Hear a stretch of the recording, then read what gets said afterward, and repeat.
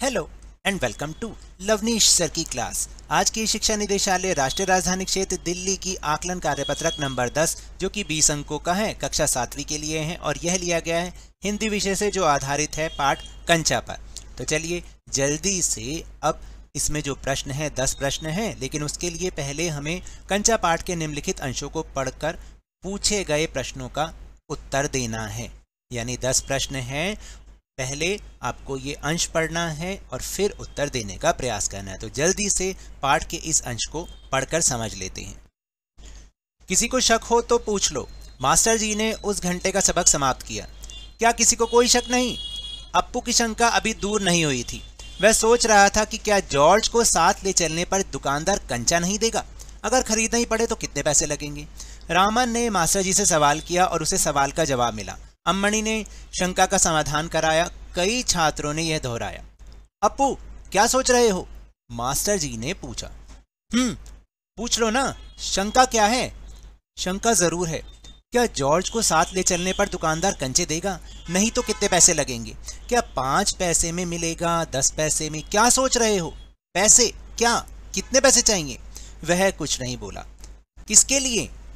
हरी लकीर वाले सफेद गोल कंचे उसके सामने से फिसलते गए, यानी उसके ख्यालों में आ गए। मास्टर जी ने पूछा, क्या रेलगाड़ी के लिए? उसने सिर हिलाया। बेवकूफ, रेलगाड़ी को पैसे से नहीं खरीद सकते। अगर मिले भी तो उसे लेकर क्या करेगा? तो ये था पाठ का अंश। चलिए अब प्रश्न उत्तर करने का प्रयास करते हैं। पहला प्रश्न है कि शक शब्द का पर्यायवाची शब्द होगा संदेह। संदेह का मतलब भी शक होता है ना, किसी पर शक करना। और फिर है गोल कंचे में विशेषण शब्द क्या है? तो कंचे की विशेषता बता रहा है गोल, तो गोल है वो विशेषण शब्द।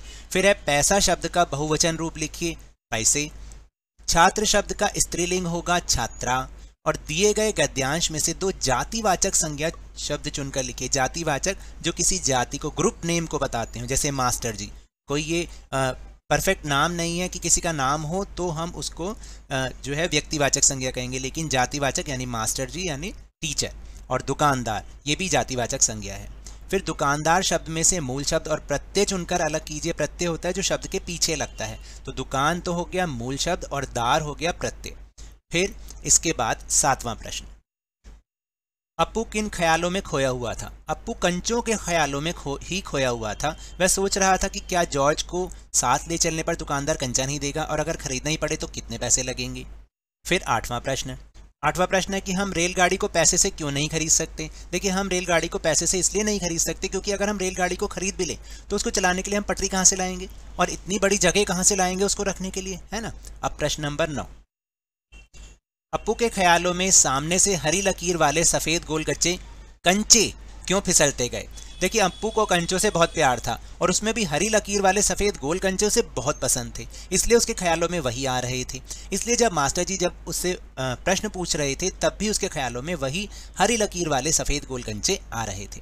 फिर 10वां प्रश्न, मास्टर जी के प्रश्नों का उत्तर अप्पू ने क्यों नहीं दिया? तो देखो, अप्पू ने मास्टर जी के प्रश्नों का उत्तर इसलिए नहीं दिया क्योंकि वह कक्षा में बैठकर इसी उधेड़ बुन में लगा हुआ था, यानी इसी सोच विचार में लगा हुआ था कि उसे कंचे किस प्रकार मिलेंगे। क्या जब उसका दोस्त जॉर्ज उसके साथ जाएगा तब कंचे मिलेंगे और उसको खरीदने के लिए कितने पैसे चाहिए? ये सब बातें अप्पू सोच रहा था, इसलिए उसने मास्टर जी के प्रश्नों का जवाब नहीं दिया। अब आपको समझ में आया? तो ये तो थी आज की वर्कशीट। मिलते हैं अगली वर्कशीट में, तब तक के लिए धन्यवाद।